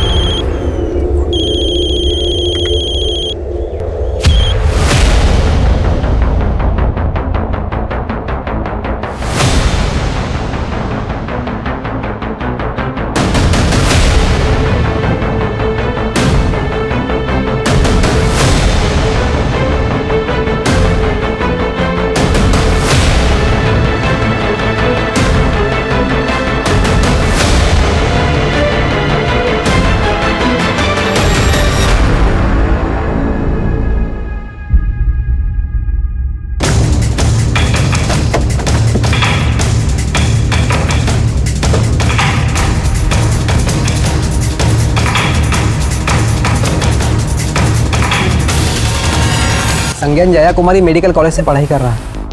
वो ललितपुर के किसी हॉस्टल में रहता है मैडम। घर में कौन कौन है? उसके सिर्फ पिताजी है। क्या नाम है फादर का? राम प्रवेश। इनका नंबर है आपके पास? जी मैडम। सर, मेघा के लापता होने को लेकर रजनी देवी के घर में हर कोई जानता था, और मेघा की माँ की तरह सब लोग मेघा के दोस्त संज्ञान के ऊपर ही शक जता रहे हैं। और संज्ञान भी गायब। अब इस केस की कई परतें खुल रही हैं। सर, एक अजीब सी बात है, इतना सब कुछ होने के बावजूद रजनी देवी के पति विश्वनाथ, उसे कोई फर्क ही नहीं पड़ रहा है। अपने दोस्तों यारों के साथ रोजाना उसके ड्रिंकिंग सेशन चल रहे हैं। और जिस दिन रजनी देवी का कत्ल हुआ उस दिन वो यहाँ था भी नहीं। कहीं ये सारा प्लान विश्वनाथ का तो नहीं?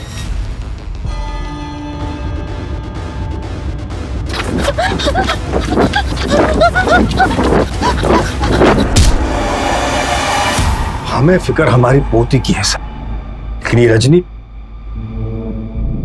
यही वजह है सबकी कि आज मेघा हमसे दूर है। आखिर क्या वजह जो आप अपनी मरी हुई बीवी को इतना कोस रहे हैं? उसे कोसने की हजारों वजह है हमारे पास। तब तो उसे मारने की भी कोई ना कोई वजह जरूर होगी आपके पास। हमें मालूम था आप हम पे शक करेंगे, लेकिन हमने कुछ नहीं किया सर। अपनी बीवी को कोसने की वजह नहीं बताएंगे?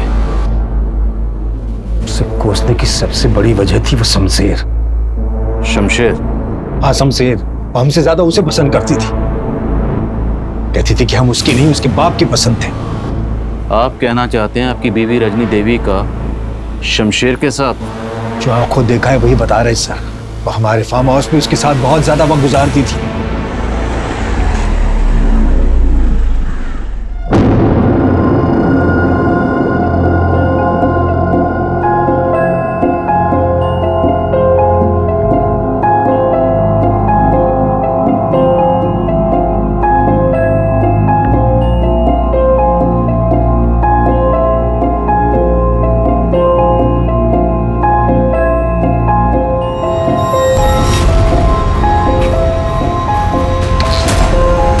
हम साथे मैं तुझे छोड़ूंगा क्या?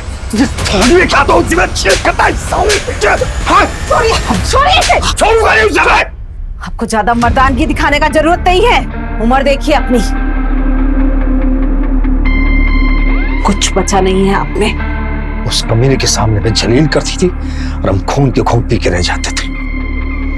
कई बार हमने उसको माफ कर दिया। ये आज उसके कर्मों की सजा मिली है उसे, और ये सजा आपने उसे दी। मैं पहले भी कहा आपसे सर, हमने कुछ नहीं किया, लेकिन शमशेर उसके सारे राज जानता था। वो ये भी जानता था कि आजकल वो किसके हद पे चढ़ी थी। मैडम जी, हम अपने किसी काम से बाहर नहीं गए थे, बल्कि हम तो अपने बेटे संज्ञान को खोजने गए थे। कहाँ खोज रहे थे? और आखिर ये संज्ञान गायब कहाँ है? कुछ पता नहीं चल रहा मैडम जी। वो गर्मियों की छुट्टी में 7 जुलाई को अपने हॉस्टल के लिए निकला था, तभी हम उसको आखिरी बार मिले थे। और फिर उसके बाद हम अपने किसी काम से सतना चले गए। 5-6 दिन बाद उसके हॉस्टल से फोन आया कि वो अभी तक हॉस्टल नहीं पहुंचा है। फिर हम सतना से सीधे ललितपुर चले गए उसके हॉस्टल, और फिर वहां से जब वापस आए तो पता चला कि आप उसको पूछने आए थे। 7 जुलाई से ये लड़की भी गायब है। इसका नाम मेघा है। मेघा की माँ का कहना है कि संज्ञान और मेघा की दोस्ती थी। क्या आपको इन दोनों के अफेयर के बारे में कुछ पता था? नहीं मैडम जी, हमें इसके बारे में कोई जानकारी नहीं है। फिलहाल मेघा के घर वालों का ये कहना है कि संज्ञान इस लड़की को भगा के लेके गया है। नहीं मैडम जी, हमारा बेटा तो रात दिन पढ़ाई में लगा रहता है, और वो कभी कोई ऐसा काम नहीं करेगा जिससे हमारी बदनामी हो। साहब, हम अम्मा जी के सिर्फ सेवक थे और उनका हुक्म टालने की हिम्मत हमारे अंदर नहीं थी। उनके साथ संबंध रखना हमारी मजबूरी थी, हमारी इच्छा नहीं। 10 बज गए। हम आपके लिए खाना पैक करा कर लाएं या घर पर जाकर खाएंगे? आज घर जाने का मूड नहीं है हम।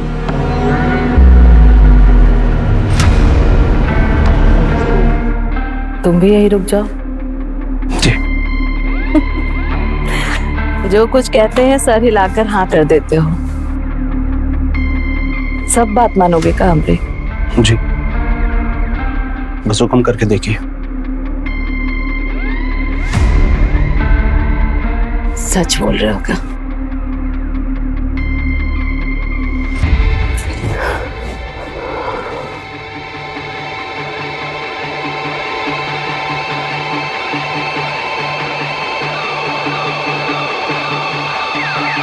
उस दिन की बात से हम उन्हें मना नहीं कर सके। तो ऐसा क्या हुआ था कि तूने रजनी देवी को मार ही दिया? नहीं साहब, ऐसा हमने कुछ भी नहीं किया। अब झूठ बोलने का कोई फायदा नहीं। 7 जुलाई जिस शाम रजनी देवी का मर्डर हुआ, तूने अपने दोनों साथियों को, विक्रम और भवन को फोन किया था, और तुम तीनों ने मिलकर रजनी देवी की पोती को उठाया। वो दोनों कबूल कर चुके। अब तेरी बारी। हमने जो कुछ किया वो अम्मा जी के कहने पे किया।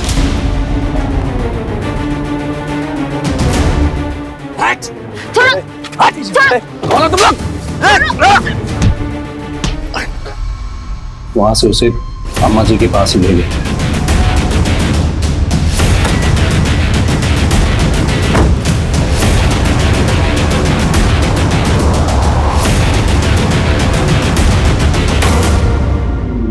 हमारे घर की बेटी होके कुछ जात वाले लड़के से इश्क लड़ा रही थी तुम?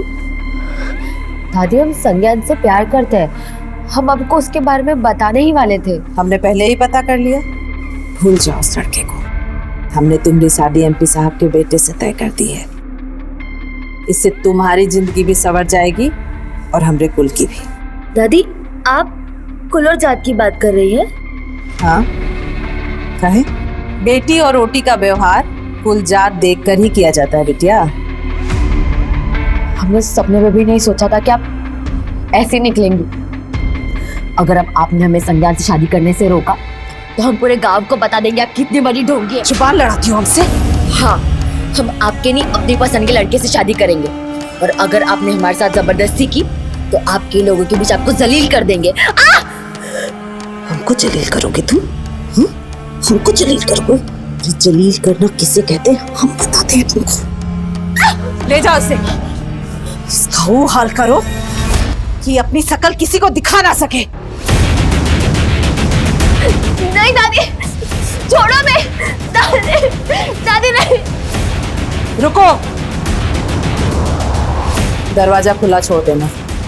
हम उनका वो रूप देखकर हैरान थे साहब। वो हमें अपनी ही पोती के साथ दुष्कर्म करने का फरमान सुना रही थी। हम मजबूर थे साहब, हमें उनकी आंखों के सामने ये सब कुछ करना पड़ा था। साहब उस दिन उन्होंने हमें हमारी ही नजरों में गिरा दिया था, हम सह नहीं सके। हम अम्मा जी और मेघा को फार्म हाउस में छोड़ के चले गए थे। उसके बाद क्या हुआ हमें सच में कुछ नहीं पता। तू मेघा का रेप कर रहा था और तेरे दोनों साथी संज्ञान का कत्ल, और तू कह रहा है तूने जो किया सिर्फ अम्मा जी के कहने पर किया। खुद को बेकसूर समझ रहा तू?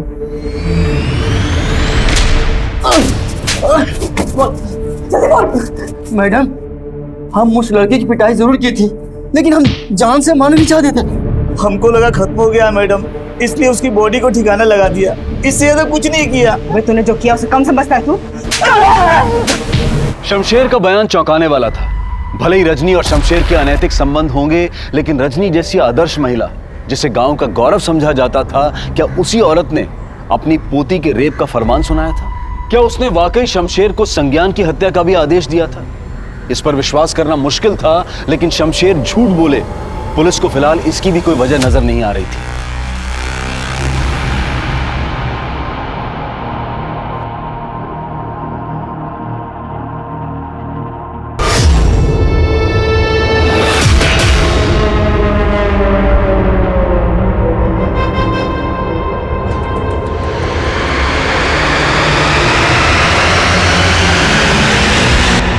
शमशेर के साथ ही बोल रहे हैं कि उन्हें लग रहा था कि संज्ञान मर चुका है। अगर ऐसा होता तो उसकी लाश मिलनी तो चाहिए थी। सब भी समझ में नहीं आ रहा है कि वो दोनों सच सच बोल रहे हैं कि कहानी अब भी कुछ और है। और रजनी देवी के घर वाले ये मानने को तैयार ही नहीं है कि रजनी देवी अपनी पोती के साथ ऐसा कुछ करवा सकती है।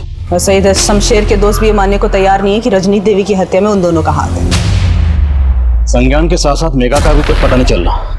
ये केस को सुलझता ही जा रहा है। सर एक बात पता चली है। रजनी देवी की हत्या के अगले दिन उनके बड़े बेटे उदित ने एक गैराज में एक कार बेची थी, वो भी सिर्फ 15,000 रुपए में। कुछ तो गलत है। उस कार को तुरंत जब्त करो और फोरेंसिक को बुलाओ, और रजनी देवी के घर वालों को इस बारे में कुछ पता नहीं चलना चाहिए, और किसी भी तरह से पता करने की कोशिश करो कि संज्ञान और मेघा इस वक्त कहाँ है। सर देखा पुलिस के पास जाने का नतीजा कितना तमाशा बन गया है हमारा। तो चाहते क्या हैं आप? हम अपनी बेटी को भूल जाएं? इस मुसीबत में फंसने से अच्छा है कि भूल जाओ कि हमारी कोई बेटी भी है।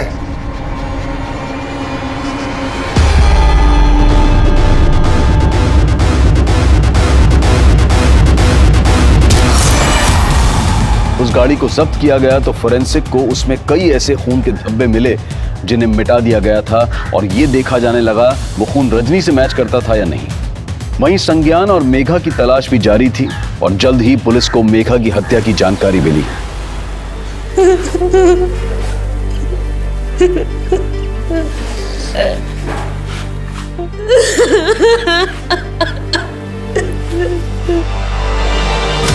सर मेघा की लाश हमें हाईवे से कुछ दूर एक सुनसान जगह पे मिली। बॉडी की कंडीशन बहुत ही खराब थी सर, बॉडी पे कोई कपड़ा भी नहीं था। सर पोस्टमार्टम से हमें यह पता चला है कि मेघा के सर पे किसी भारी चीज से वार करके उसे मारा गया था। और सर हैवानियत की बात तो यह है कि मेघा को मारने के बाद डेड बॉडी के साथ रेप किया गया था। मेघा पहले भी रेप का शिकार हुई थी। उस वक्त इस रेप में ये शामिल था, और मेघा के अलावा ये संज्ञान भी मिसिंग है। आपकी तहकीकात के दौरान क्या कुछ ऐसा सामने आया जो इस लड़के से कनेक्टेड हो? नहीं सर, अभी तक कुछ पता नहीं चला। हाँ अभिषेक। सर उस कार में मिले ब्लड की फोरेंसिक रिपोर्ट आ गई है। वो ब्लड रजनी देवी के ब्लड से ही मैच करता है। सर मानते हैं कि हमने आपसे सच छिपाया, लेकिन माँ की हत्या से हमारा कोई लेना देना नहीं। तो किसका लेना देना? सर उस रात माँ घर नहीं पहुंची थी, और मेघा का भी कुछ पता नहीं चल रहा था। हम और आदित्य बहुत परेशान थे। हम जब माँ के फार्म हाउस पर पहुंचे तो हमने देखा हमने नहीं मारा है माँ को। तुमने नहीं मारा तो फिर हमें क्यों नहीं बुलाया? और मेघा के गायब होने की बात भी तुमने पहले नहीं बताई, क्यों? साफ साफ बोलो, क्या छिपा रहे? सर कुछ भी नहीं छिपा रहे हैं। हमें लगा कि शायद मेघा के हाथों माँ की हत्या हो गई हो, हम तो सिर्फ उसको बचा रहे थे। तो तुम जानते थे कि मेघा ने तुम्हारी माँ? नहीं सर, हम तो खुद ही ढूंढ रहे थे उसको। उस रात रजनी का मर्डर हुआ था, ये बात सिर्फ उदित और आदित्य ही नहीं, मेघा की माँ विनीता और रजनी के पति विश्वनाथ को भी मालूम थी। इसलिए पुलिस किसी का भी भरोसा नहीं कर रही थी। वहीं संज्ञान की भी कहीं कोई लीड नहीं मिल रही थी, लेकिन अब कुछ ऐसा मिला था जिसने पुलिस का नजरिया ही बदल दिया था। सब कुछ दिनों पहले मेरठ में एक सीमा नाम की औरत का मर्डर हुआ। सीमा के मर्डर की मोडस ऑपरेंडी मेघा के मर्डर की मोडस ऑपरेंडी से मैच करती है। मेघा और सीमा दोनों के मर्डर करने के बाद उनकी बॉडी के साथ रेप किया गया था। सीमा का रजनी देवी या मेघा से कोई कनेक्शन? सर फिलहाल तो कोई कनेक्शन नहीं मिला है। माना कि सीमा और मेघा का मर्डर केस अलग है, लेकिन रजनी देवी के मर्डर केस में वो सिमिलैरिटीज नहीं मिली। तो सीमा के मर्डर केस में कोई ऐसा सस्पेक्ट जो मेघा से कनेक्टेड हो? सर फिलहाल उसके बारे में भी कुछ नहीं पता चला है। पर सीमा के मर्डर में मेरठ पुलिस को सीमा के पति योगेंद्र पे शक था। पुलिस का कहना है कि सीमा को अपने पति पे शक था क्योंकि उसका काफी औरतों के साथ अफेयर चल रहा था। तो हो सकता है योगेंद्र मेघा को भी जानता। साहब हम किसी मेघा को नहीं जानते, हमने कोई मर्डर नहीं किया है। तेरी बीवी तुझ पर शक करती थी, हो सकता है तेरा मेघा से भी अफेयर रहा हो। साहब हम कितनी बार बताए आपको, ऐसा कुछ नहीं है साहब, भगवान कसम खा के बोल रहे हैं हम।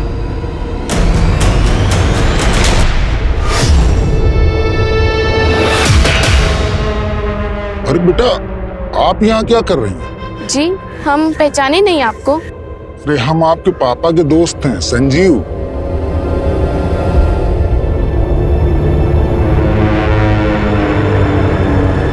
पापा कोई संजीव अंकल आपके फ्रेंड है क्या?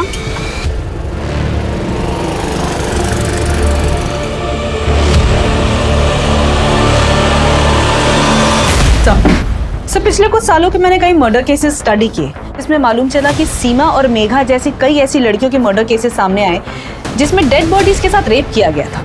हत्या की वजह थी सर पे हुआ वार, और एक दो क्राइम सीन पर पुलिस को खून में लथपथ हथौड़े भी मिले। हथौड़े? यस। तो क्या ये किसी सीरियल मोलेस्टर का काम है जो एक ही पैटर्न से सारे मर्डर कर रहा है? लग तो ऐसा ही रहा है सर। इन सारे केसेस को अच्छी तरह स्टडी करो और देखो कि क्राइम सीन पर आसपास क्या क्या कॉमन है। कोई ना कोई लीड जरूर मिलेगी। Right sir. पुलिस इस केस में सीरियल मोलेस्टर की थ्योरी बना रही थी, लेकिन संज्ञान के गायब होने का राज इस केस को फिर से दूसरी दिशा में मोड़ रहा था। सर ललितपुर से कुछ दूरी पर एक लॉज है, आरवी लॉज। इसी लॉज से 5 किलोमीटर की दूरी पर मेघा की लाश मिली थी। सर खबरों से पता चला है कि पिछले कुछ दिनों से वहां पे एक लड़का छुपकर बैठा हुआ है। मुझे शक है कि वो संज्ञान है। फौरन एक टीम लेकर वहां पहुंचो।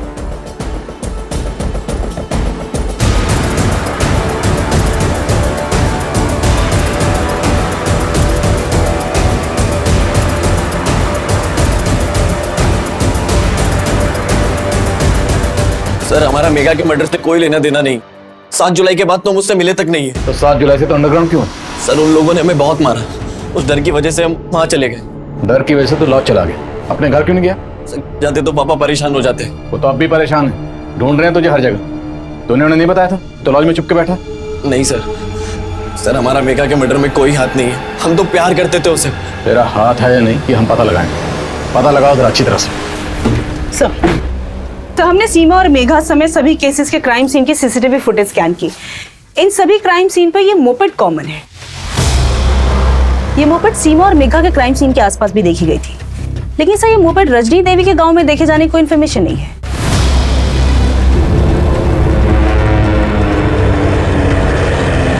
सुनिए,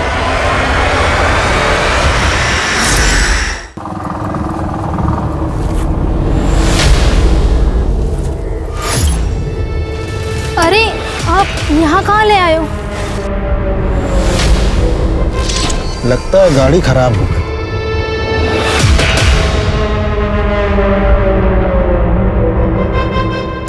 अरे ये क्या कर रहे हैं आप?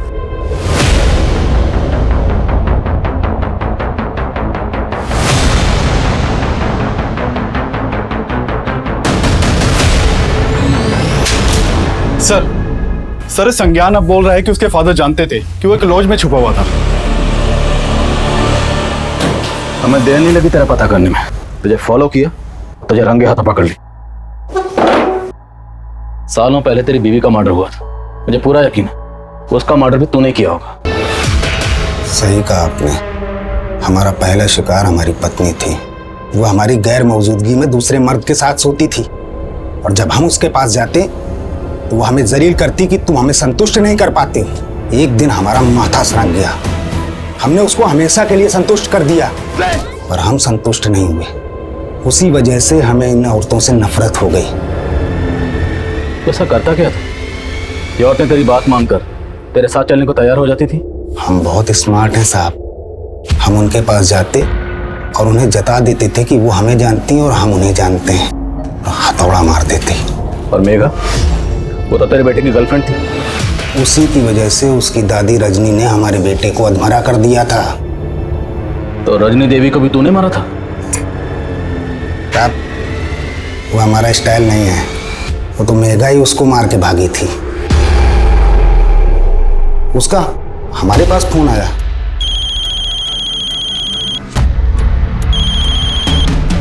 हेलो अंकल, हम मेघा बोल रहे हैं, संज्ञान की दोस्त। मेघा? हाँ अंकल, संज्ञान ठीक तो है ना? हमने उससे बोला संज्ञान सही सलामत है और हम उसको संज्ञान से मिलवा देंगे। फिर हम उससे ललितपुर में मिले। उसने हमें अपना सारा दुखड़ा सुनाया। क्या तुम्हारी दादी ने तुम्हारा रेप करवाया था? हाँ अंकल। अब आई अक्ल ठिकाने तुम्हारी? हाँ बोलो, शादी करोगी उस लड़के से? अब हम मर जाएंगे लेकिन आपकी बात कभी नहीं मानेंगे। मेघा, मेघा, मेघा रुक। ठीक है, तो हम तुमको भी मार डालेंगे, उस लौंडे को भी। हाँ, तुमको क्या लगता है हम तुमको ऐसे जाने देंगे? उसने बताया कि संज्ञान के साथ भाग करके जिंदगी गुजारने के लिए उसने अपने दादी के गहने चुरा के बेच दिए।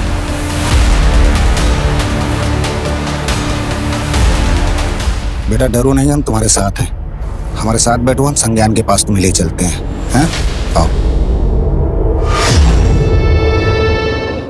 और सबकी तरह हमने मेघा को भी संतुष्ट कर दिया।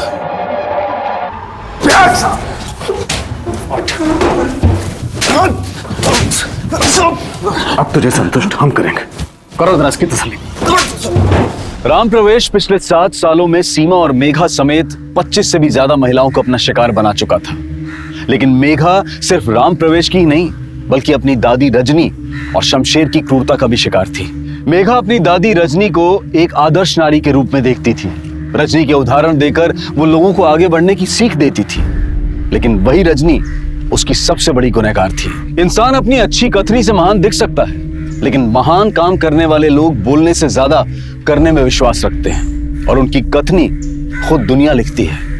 अब मैं अनूप सोनी आपसे विदा लेता हूं। फिर मुलाकात होगी क्राइम पेट्रोल सतर्क के ब्लैक हेडलाइंस अध्याय में एक और नए केस के साथ।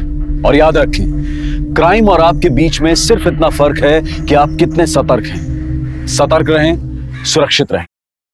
जय हिंद। इस तरह के और भी एपिसोड देखने के लिए हमारे चैनल को सब्सक्राइब करें और बेल आइकन दबाना ना भूलें।